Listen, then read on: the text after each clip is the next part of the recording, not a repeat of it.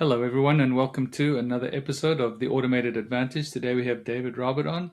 David, why Yeah, don't you sure. introduce Thanks, Craig. yourself and tell us a little bit Hello, about your company? I'm David Robert. I am the co-CEO of a management consulting firm, actually based in New York City, but we're completely virtual. So we have employees scattered across the US and overseas.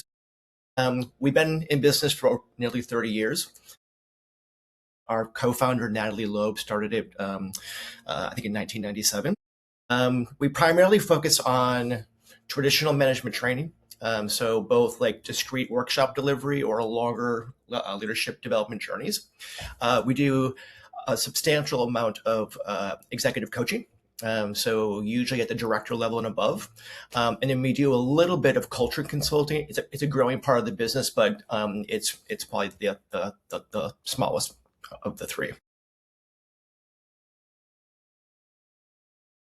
So, a couple of things to take away from that is you mentioned so you looking your clients, and then you're working with corporations to do an all inclusive coaching, leadership, all of that Yeah, type we of stuff. don't It's not typically work necessarily with individuals individuals, right? just because of the price point, especially on the coaching side.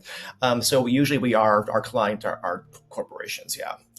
And they'll come to us for, I mean, there's a lot of reasons they come to us, but if you kind of boil it down to the main three, the first would be somebody got a training budget and they want to spend it, right? So they'll call us up and say, what do you have to offer? We want to offer something to the staff, and we'll kind of develop a little program for them. A second reason is they have somebody on staff who has potential, maybe is really highly technically effective, but there's some behavioral issues. And they want us to come in and kind of poke around and get a feel for what the intervention could be. It's usually coaching, but not always. And the third one is, corporations, these tend to be larger corporations, really need help with like change management or DE&I or culture work. And we have a staff of consultants who specialize in those areas.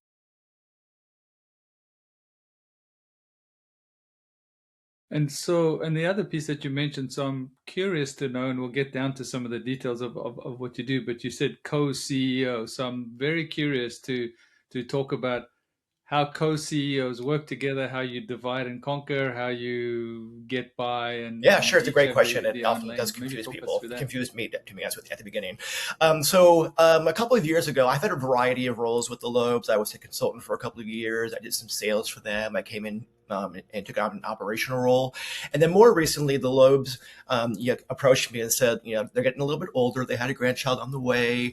They didn't want to be in the weeds anymore. They really wanted to be out in the market, really reinforcing the brand. And so they said, would you be willing to kind of step into an internal facing CEO role, and Natalie would be the external facing CEO role. So I really oversee all the operations, so marketing, sales, business development, delivery of our engagements, technology, strategy development. And Natalie and her husband are focused on building relationships in the market.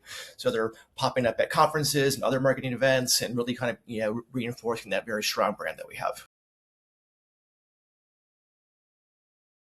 Okay, no, that's helpful. And I guess, I mean, as long as you have the clearly defined, you guys are coaches, so clearly Yeah, I mean, defined that's the roles and challenge. We actually had responsibilities, this I'm conversation assuming the it other day. works. So the way in which we're structured, like most small consulting firms, we have like 8 core people on the team, and then we have a bench of 40 to 50 contract consultants that we farm work out to. So with a small team of 8 people, it really is hard to have discrete lanes, right? Because people have to go on vacation. So I do invest time and energy getting people kind of cross trained so that we actually can be much more agile and flexible. Yeah, no, that's helpful.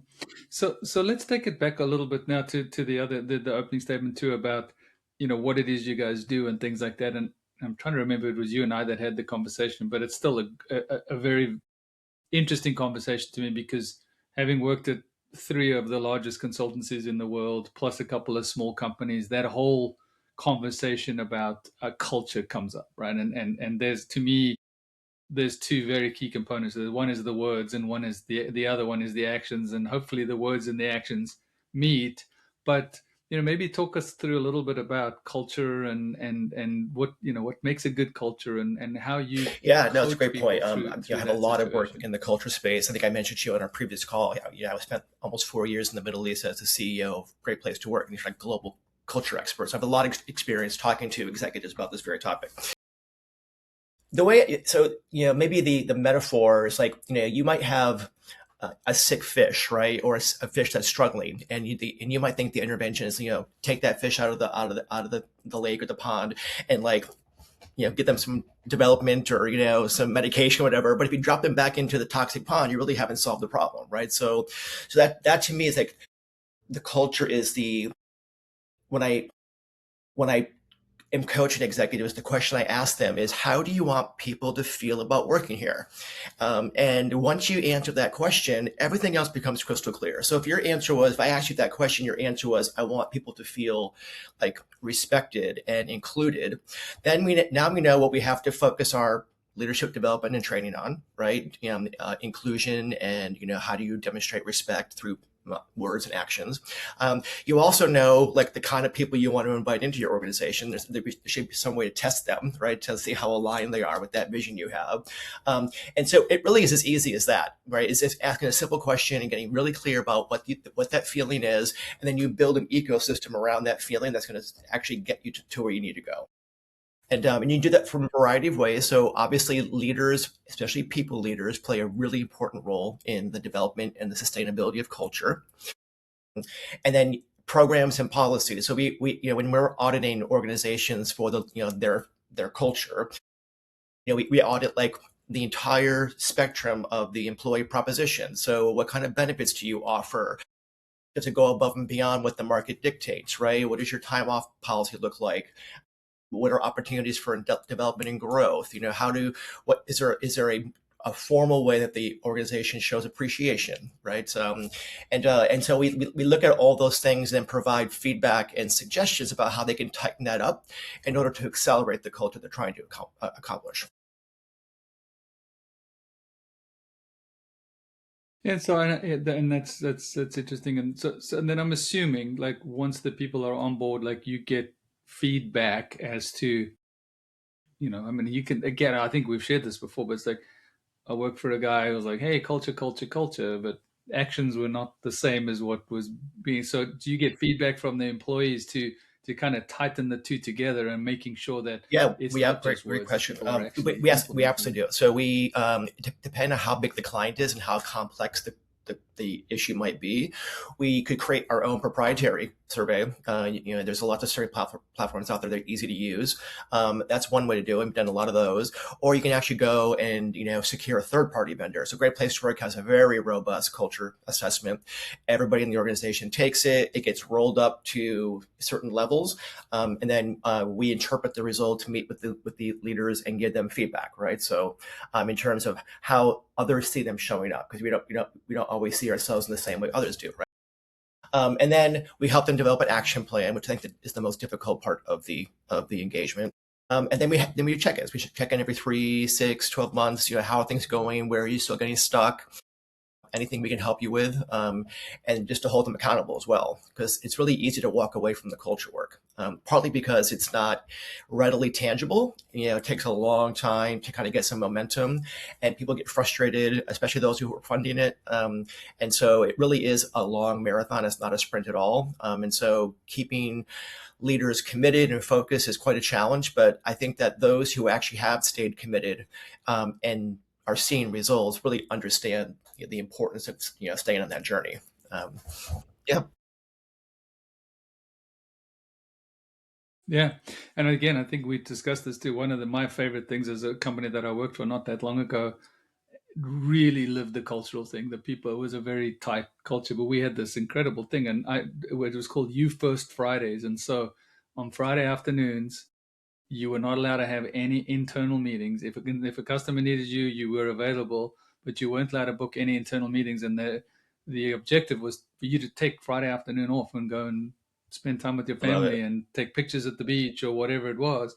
And the culture that it created, and then people were concerned about, oh my gosh, what about 40 hours a week? And we found people are working 50 hours, 60 hours a week anyway, and Yeah, taking sure, a Friday sure. afternoon Yeah, I off mean, wasn't changing a whole that lot. was an interesting conversation I had with the owners of the company a few years back. We were, kind of, we didn't have a lot of employees, so we didn't really have a robust benefits package because there were like 3 or 4 of us. But now that we're adding more people to the team, we really do have to offer a competitive value proposition. And one of the things that I had raised was, why don't we offer unlimited paid time off? And it was a hard sell because, the immediate response, and understandably, is, well, it's going to be abused and we have work to get done. I said, well, that's why you have performance management, because you can't abuse the time off policy and still perform at expected levels, right? So I said, let's just try it out.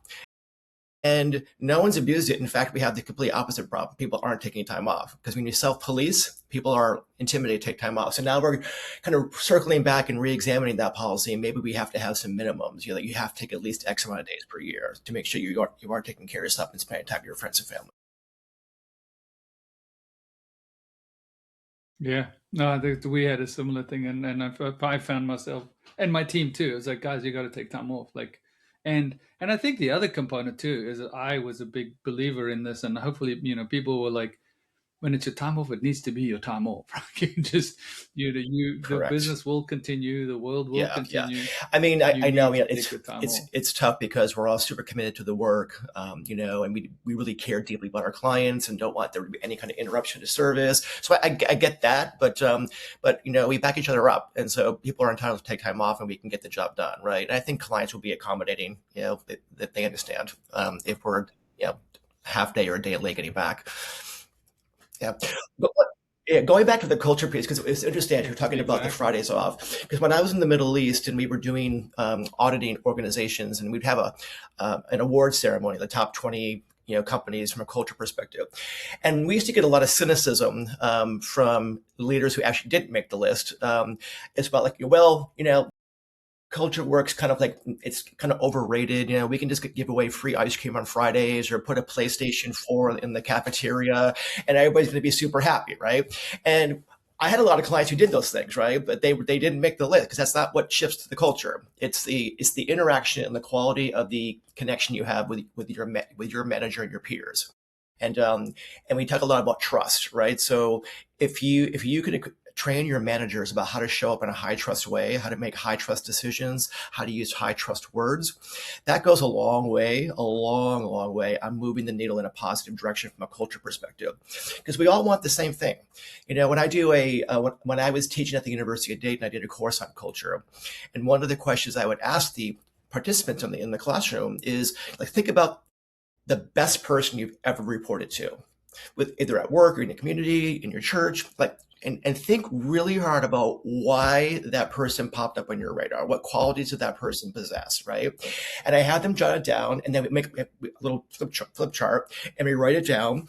And I actually have a pre-made flip chart of responses that other classes have given me. It's the exact same list, right? People want to be trusted. They want to be challenged. They want to be respected. They want to be told the truth. They want a manager who's reliable and trustworthy. They want to be included. So it's the exact same list. And it doesn't, I've done that workshop around the world. It doesn't matter if you are in technology in the United States, or if you're in the oil and gas fields in Saudi Arabia, or if you're on a plantation in Vietnam. We all want the same things. And so the solution becomes much easier, right? Because we know what to train people on, because we all want the same stuff out of our manager. And it's very true. The cliche, people don't leave jobs, they leave their managers. There's some truth to that, because nobody wants to show up. I mean, think about it. We spend more than a third of our life at work.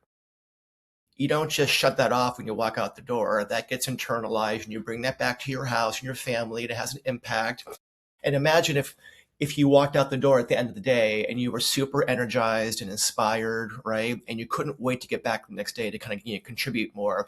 That's going to show up in your relationships outside of work too, right? So that's kind of our philosophy and our theory is that if we can transform workplaces into great high trust places to work, then it will have a positive impact on society and people's relationships outside of work. And people deserve to be happy. Yeah, there's that, and this is again not about me. Two things that I've learned in my life. So one of them was I got a boss that asked me on the Yeah. first day, "Hey, how do you like to be managed?" And I thought it was an interesting question at the time. And then once I figured it out, I actually deployed that, and he said, "Look," and I tell people this: there's two different ways across the like you can do. You can go. There's some people that want you to call them 3 times a day, once in the morning, once in the and at the end of the day, ask them how they're doing, tell them if they what to do. Or there's those people who say, leave me alone, I'll get to you when I get to you, or I'll call you when I need it. the same boss used to, when I called him, he'd say, "Do you want me to solve the problem or just listen?" And we used to have many. I was working up on a project in Los Angeles, a 45-minute drive home. There were days where I spoke to him for 45 minutes and he goes, "Are you done?" And I said, he goes, "Do you want me to say anything?" I said, "Nope, I got it off my chest." And I think there's a lot to be said for that, that you feel confident, first of all, in engaging with that individual. And second of all, just So like as you were knowing talking how about like, people want to the react. question your boss asked you about how you want to be managed, I was thinking about a tool that we use called situational leadership. I'm not sure if you've heard about that. Based on someone's learning path, so where you are on the learning spectrum. So as an example, if you were assigned a new project, it was a new skill for you, you might need a manager who's a little more plugged in, right? So because you need additional guidance and support, but as you get more confident, that manager should be backing away, right? Because if you're at the end of the learning spectrum and your manager is still in the weeds with you, that's where you get into problems, right? Because then you get perceptions of micromanagement, or stepping in the weeds. And, so there's a science behind, supporting somebody on that learning journey. Mhm. Yeah, and the other thing, and again, this is just for context as well, is one of the things that I was running some big projects at the time, and I had people working on my projects, and one of the managers went to some folks and said, "Hey, why do you keep asking to get on his project?" And it was like a simple question: is that when he shows up to the project, he actually comes in and he asks us how we're doing. He remembers that my wife was pregnant or my child had a birthday, like these tiny little things it just doesn't take that much to be truly invested in somebody's personal life and go, you know what, I care. Like, and then when they want to take time off, please take time off with your family because I remember I think it's your, tougher this for the older situation. generations because we were guided and expected to leave everything at the front door of the office, right? And don't bring your personal stuff to the office. I don't know. I don't want to know what's happening in your family, right? Like we have work to do. Is keep your head down and get it done, right? I think the younger generation has a very different expectation about what the workplace should look like, right? They want to bring their true selves into work. They have a much closely blended line between life and work. So it's hard to kind of, keep it at the door. And I think more and more organizations are realizing that in those types of environments, people do perform at a higher level because they're not sitting in their cubicle, like panicking or stressed out, right? They're getting it off their chest and they can move on. But again, I think, especially in a workplace where you have, 4 or 5 different generations working alongside each other, there's going to be conflict there, right? So because there's a very different work ethic and work style. Yeah, I was going to say that I think that's being of the older generation of the work thing, and it's like it does take adjustment. But I mean, I think again, it if you have it if you have any humanity or kind of like just empathy, it's not that hard. Yes, sometimes it takes an adjustment, but it's Yeah. not that Well, I think difficult what to I really found understand interesting people. and part of the challenge on the culture work is that it takes a very different skill set to build trust and build a relationship than it does to manage activity and resources, right? And oftentimes when you are very good technically and there's no other place to reward you, you get promoted into managing people. And it's a completely different career, right? So, and it's staggering. And I forget where the source of the data came from. I can get it for you, but it's staggering the percent of people managers who have never been formally trained to manage other people.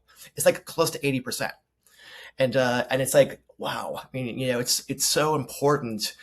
I think, anyways, I know I'm biased because I'm doing this work, but it's so important that your people feel energized and inspired and motivated. And if you are just focused on technical stuff, then you're not going to get there, right? So, it's worth the investment to get your people managers, confident in managing conflict, giving feedback, right, controlling emotions, right, building trust. All those really important things that I think are paramount in a contemporary workplace.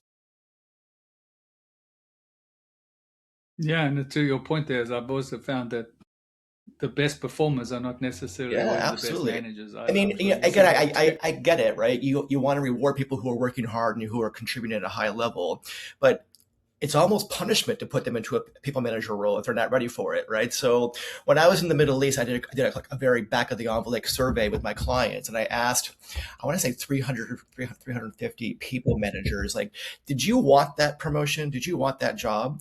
And like 38% of them said no. I wanted the corner office, or I wanted the title, right? Or I wanted more money. But they didn't really ever get bought into the fact of managing people, but it came with the promotion, so they just kind of like tolerated it, right? So that's a big chunk of people. 38%, right? Who really have, and think about it, if you have no desire to manage people, then how can you be fully invested in their well-being, right? So that's where I think, that's part of what we do when we go into a culture audit, is we really get a feel for, do you have the right people in the right roles, right? So oftentimes you don't. Yeah, no, that's a fair comment.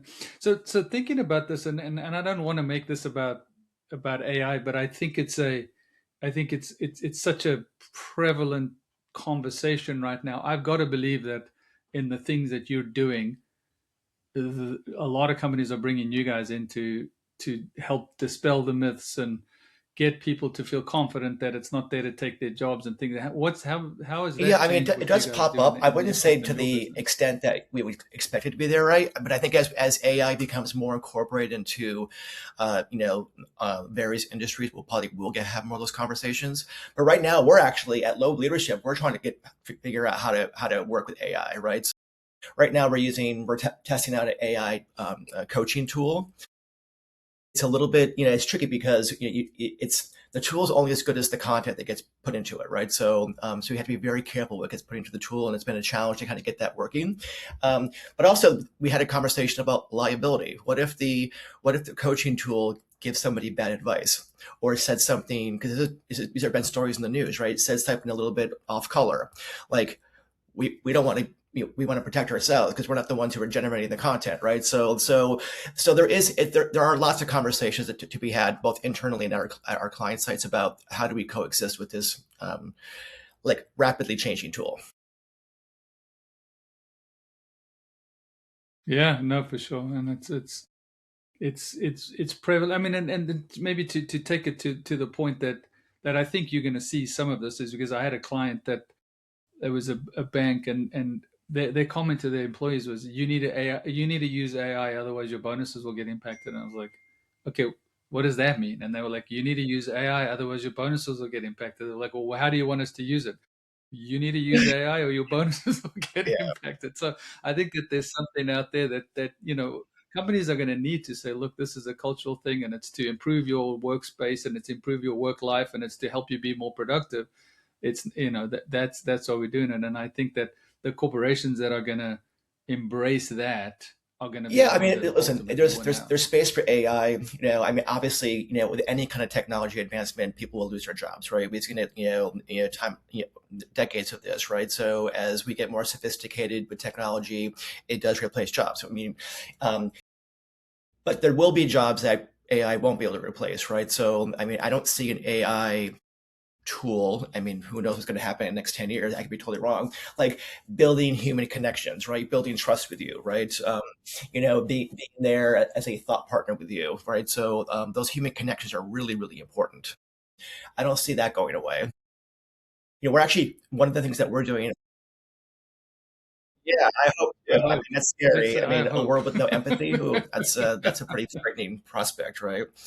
But there are ways to incorporate AI where it's not a threat. So, like, I'm exploring an opportunity. We have a pretty robust CRM system, and they just launched an AI tool that you can actually run across your client database, and it pulls in insights in terms of what's trending, what are they doing on social media, and then we can have much more meaningful, targeted conversations when we get a chance to hop on a call with them, which would be kind of cool. And that's not a threat to anybody on the team, right? So it's a partnership. So we're excited about that opportunity. I mean, again, 50% of our clients are law firms. And I think law firms are a little bit freaked out about this, because, AI could, handle all the discovery that associates do right now, or could handle, like, the creation of, court reports and stuff that, that clerks do or paralegals do. So that definitely is a threat. and so and they're making shifts right now to kind of figure out what to do, right? And so we'll be doing a lot of work with our law firm clients to get them prepared for that, because it's not going to.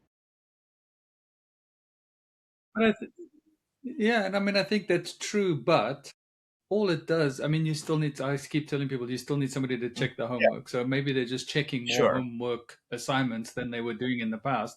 Yeah, It's going to yeah, make them more productive. I don't see it going away. You still, the work still needs to get done. And it's not, I mean, there's the yeah. hallucination and, AI is Yeah, what it yeah. is, but I mean, I use it's Chat not the end GPT all and quite a be bit. all. If I'm stuck on a proposal, or I trying to figure out a way to frame like the positioning of certain training elements in a program, I'll throw it in the Chat GPT, and it's been very helpful. Mhm. It's helping me think in ways I hadn't thought before. Yeah. So it's kind of like it's a learning opportunity for me as well. Yeah, no question about that. Yes, I mean, this is, we're surprisingly enough, I always say this when we're having these interesting conversations, we're getting towards the bottom of our time here, but thought this was an incredibly insightful and useful conversation for people. So let's go back to, your commercial name, company, website, Yeah, so the LinkedIn, company's whatever it is. name How do is people get hold Loeb of you? And Leadership, Loeb. That's the owner's last name. You can find us on LinkedIn. You can just type in Loeb Leadership, and our logo will pop up. You can connect with us. You can connect with me, David Robert, at LinkedIn as well. Our website address is www.loebleadership.com, and you can contact us through there. We have a nice chat feature. You can say hello, and we'll get back to you. Um, we encourage, because we always have great conversations whenever anybody reaches out. So it's really a give, right? So we get to learn more about what's happening in the market and where people are struggling, and then they get to learn more about the important work that we're doing. So it's exciting for us. Yeah, thank you. yeah, well, no, I really appreciate your time today, and I'm encouraged and enthusiastic about culture and how it fits into the Yeah, workspace, absolutely. even Well, thanks for the as we opportunity, Greg. evolve so Good to fast see you. right now. You too.